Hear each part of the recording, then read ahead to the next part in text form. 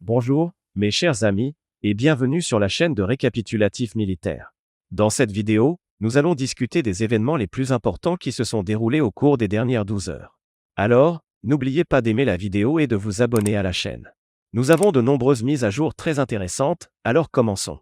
Tout d'abord, nous allons parler de la ville en question, car selon les informations dont nous disposons, une réunion a eu lieu la nuit dernière entre le chef d'état-major général des forces armées de la Fédération de Russie, Valery Gerasimov, et le président russe Vladimir Poutine.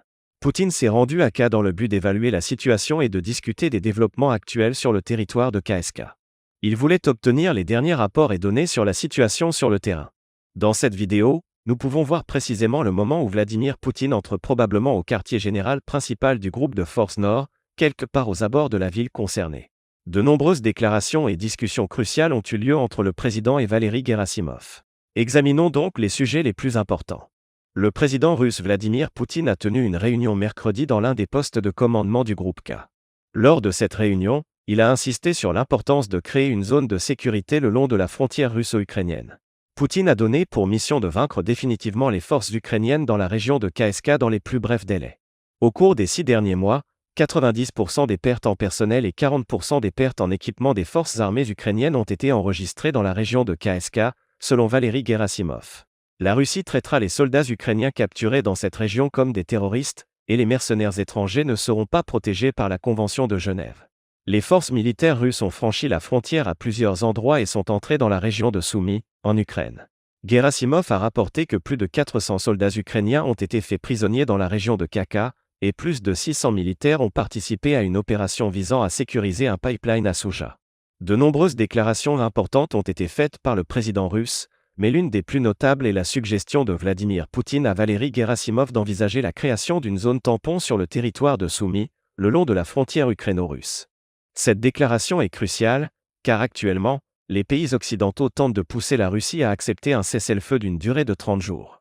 Ce cessez-le-feu permettrait aux Ukrainiens de se réorganiser et de se réarmer avant de potentiellement reprendre les combats contre les Russes.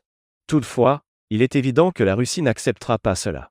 À la suite de cette proposition de zone tampon, de nombreuses spéculations, analyses et rumeurs circulent sur les intentions réelles de la Russie. La plupart des experts militaires et politiques pensent que la Russie poursuivra son offensive en profondeur dans la région de Soumy, avec l'objectif de se rapprocher le plus possible de la ville de Soumy elle-même. Selon ces experts, durant les prochains mois et probablement pendant les négociations, la Russie tentera de prendre le contrôle de toute la zone délimitée par cette ligne rouge, afin de sécuriser cette région stratégique. Cependant, à mon avis, il est peu probable que la Russie mène une telle offensive. Si Moscou avait une seule opportunité de lancer une dernière grande offensive, elle devrait soigneusement réfléchir à la manière d'obtenir les meilleures positions avant une éventuelle prochaine guerre, qui pourrait éclater d'ici la fin de l'année ou dans les années à venir. Dans cette optique, les Russes chercheront à améliorer significativement leur position sur le terrain. En sécurisant les territoires autour de la ville de Soumy, ils réduiraient les risques et menaces venant de l'Ukraine. En effet, il y a quelques jours, avant une réunion en Arabie Saoudite, l'Ukraine a lancé une attaque massive de drones sur tout le territoire russe. La majorité de ces drones ont ciblé Moscou. La Russie affirme avoir abattu jusqu'à 337 drones en provenance d'Ukraine. Or, il n'existe qu'une seule région d'où ces drones ont été lancés vers Moscou, une poche située le long de la frontière entre Bryansk et KSK du côté russe, et les régions de Tchernihiv et Soumy du côté ukrainien. Si la Russie devait mener une dernière offensive, elle chercherait probablement à neutraliser cette poche, car c'est depuis cette zone que l'Ukraine organise ses attaques contre le territoire russe. C'est pourquoi ils doivent réduire la distance, ou plutôt l'augmenter pour les forces ukrainiennes, et faire avancer leurs troupes à l'intérieur de cette poche. En parlant de cette région, la ligne de front actuelle s'étend sur environ 300 km. Les Russes doivent donc maintenir des forces tout au long de cette ligne de 300 km. En réalité, la distance totale est légèrement plus grande en raison des nombreux virages et autres particularités du terrain. Cependant, si les Russes parviennent à prendre le contrôle total de cette poche, la distance serait réduite à seulement 174 km, soit presque 2 fois moins. Un autre point important est que les Russes chercheront probablement à établir leur zone tampon précisément dans cette région. En effet, depuis ce territoire, ils tenteront très probablement de prendre le contrôle de la ville de Katop. Cette localité était entièrement sous contrôle russe lors de la première phase de l'opération militaire spéciale en 2022, avant que les Russes ne décident de se retirer. Reprendre cette ville permettrait aux Russes, tout d'abord, de couper les lignes d'approvisionnement entre la ville dessus et la capitale Kiev. Cela pourrait leur offrir un avantage stratégique majeur en cas de reprise du conflit, leur permettant d'attaquer rapidement Soumy et de s'emparer de la région. De plus, cette offensive permettrait aux Russes de résoudre un problème crucial et d'obtenir un avantage stratégique déterminant pour tout conflit futur, réduire la distance entre leurs positions avancées et la capitale ukrainienne, Kiev. Depuis ces nouvelles positions, la distance jusqu'à Kiev serait inférieure à 180 km. À cette distance, les Russes disposent déjà de plusieurs systèmes de missiles capables de frapper la capitale ukrainienne sans difficulté. Cela leur permettrait de prendre Kiev pour cible et, bien sûr, de contraindre les forces ukrainiennes à déplacer leurs opérateurs de drones et leurs positions de missiles beaucoup plus loin à l'intérieur du territoire ukrainien, dans la région de Poltava, la région de Kha, et le long du fleuve Dnipr. Grâce à cette opération, la Russie pourrait avant tout sécuriser Moscou, la capitale de la Fédération de Russie. Nous pensons que lorsqu'il parle de la création d'une zone tampon, Vladimir Poutine envisage précisément ce scénario. Soumy est la plus grande ville de cette région et si les Russes décidaient un jour de l'attaquer pour en prendre le contrôle total, ce serait l'une des batailles les plus importantes pour eux. Contrairement à des villes comme Bakhmout, Pokrovsk et d'autres localités plus petites, Soumy représente un défi bien plus grand. Les Russes savent que pour prendre Soumy d'assaut, ils devraient mobiliser entre 200 000 et 300 000 soldats, avec des pertes humaines considérables. En revanche, s'ils se concentrent sur le contrôle des zones rurales et des champs environnants, les pertes seraient bien moindres, et ils pourraient s'emparer de territoires bien plus vastes sans avoir à mener une offensive urbaine coûteuse contre Soumy. Nous pensons donc que l'objectif principal de cette offensive serait d'abord de forcer les forces ukrainiennes, notamment les opérateurs de drones et les unités de missiles, à se replier le plus loin possible de la frontière. Cependant, même si la Russie prenait Soumy, cela ne résoudrait pas entièrement le problème sécuritaire. Passons maintenant à l'analyse de la situation dans une autre direction, car nous continuons de recevoir des mises à jour sur cette région. Au cours des dernières nuits, la carte a été modifiée, et comme vous pouvez le voir, nous allons comparer les évolutions récentes entre différentes dates. Par exemple, voici la situation à la fin du 12 mars 2025. Les Russes ont tenté une première attaque sur la localité de Baza. Ils ont réussi à prendre le contrôle de plusieurs lignes défensives et prévoyaient de continuer leur avancée. De plus, les Russes ont établi un contrôle total sur la ville de Suja elle-même ainsi que sur la localité de M.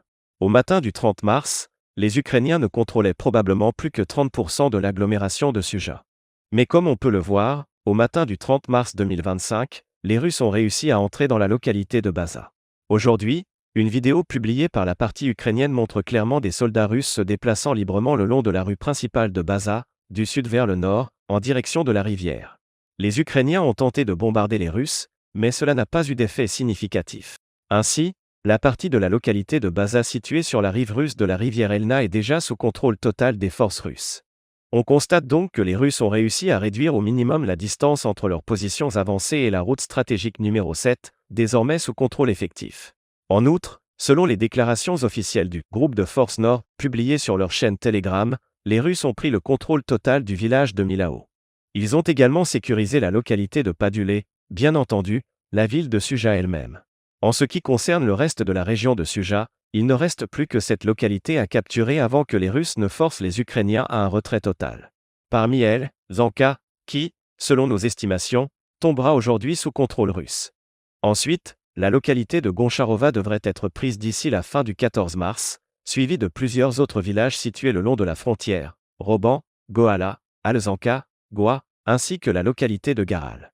Cette dernière sera probablement la dernière à être libérée par les Russes, mais cela ne se produira peut-être pas aujourd'hui ni demain, mais plutôt dans les semaines à venir. Il est même possible que les Ukrainiens abandonnent cette position dans le cadre d'un éventuel règlement pacifique du conflit. Nous ne pouvons pas l'affirmer avec certitude, car ce village est situé assez loin des principales positions russes, et nous avons des doutes sur le fait que les Russes y avanceraient dans le cadre de leur opération visant à établir une zone tampon. Pour l'instant, la situation reste donc difficile à évaluer avec précision. Ainsi, les Russes poursuivent leur offensive, tandis que les Ukrainiens tentent de se retirer. Les Ukrainiens rencontrent des problèmes avec leur équipement. Par exemple, dans cette vidéo, nous pouvons voir comment les Russes ont commencé à bombarder et attaquer les forces armées ukrainiennes avec des systèmes de lancement de roquettes multiples alors qu'elles se retiraient. Dans une autre vidéo, un peu plus à l'ouest de la localité de Yaki, nous voyons comment les Russes ont attaqué avec des drones et ciblé les véhicules et équipements ukrainiens qui tentaient d'évacuer des soldats blessés, probablement depuis la localité de Yaka. Nous constatons ainsi que les Ukrainiens subissent effectivement des pertes importantes et continuent d'en subir. Pour l'instant, il reste encore plusieurs positions ukrainiennes sur le territoire de Sudra, mais une fois de plus, nous pouvons commencer à compter les jours avant la fin de cette situation. Au cours de la nuit précédente, les Russes ont continué à publier des vidéos montrant leurs drapeaux hissés dans différentes parties de l'agglomération de Sudra. Dans une de ces vidéos, nous voyons que les Russes ont hissé leur drapeau sur le toit de l'église dans la localité de Kazachok. D'abord, ils ont annoncé avoir pris le contrôle total de cette zone, mais maintenant, ils publient simplement une vidéo du drapeau hissé. Dans une autre vidéo, un drone russe a filmé les conséquences des combats dans la ville de Sudja et un autre drapeau russe. En comparant Sudja à une autre ville comme Ouan, on constate que les Russes ont réussi à préserver environ 70% de l'agglomération. Cela signifie que, dans un avenir proche, les civils pourront probablement revenir chez eux et entamer le processus de reconstruction. Quoi qu'il en soit, malgré tout cela, bien que les Russes semblent vouloir poursuivre leur opération militaire spéciale jusqu'à établir une zone tampon, nous voyons que les pays occidentaux et l'Ukraine cherchent à arrêter le conflit, au moins temporairement, pour reprendre leur souffle. Cependant, malgré ces efforts, les Ukrainiens pourraient tenter une escalade du conflit en attaquant les points faibles et les positions vulnérables des Russes sur le territoire ukrainien. Par exemple, aujourd'hui, nous avons reçu un rapport indiquant qu'un projet de loi interdisant totalement l'usage de la langue russe dans les écoles a été soumis au Parlement. Cette interdiction s'appliquerait également aux pauses et aux activités extrascolaires. Par ailleurs, selon certaines informations, la Russie chercherait à remplacer Zelensky par un régime fantoche, comme l'a rapporté le Financial Times. Le journal indique que la Russie insiste pour un cessez-le-feu uniquement après un règlement final, et non pour une trêve temporaire de 30 jours.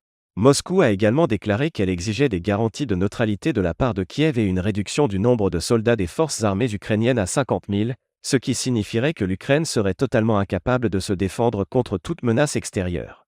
Mais malgré toutes les exigences russes, et même en cas de cessez-le-feu, l'Ukraine poursuivra sa mobilisation, y compris en cas d'une trêve de 30 jours, comme l'a déclaré le secrétaire du Comité national de sécurité, Kastina.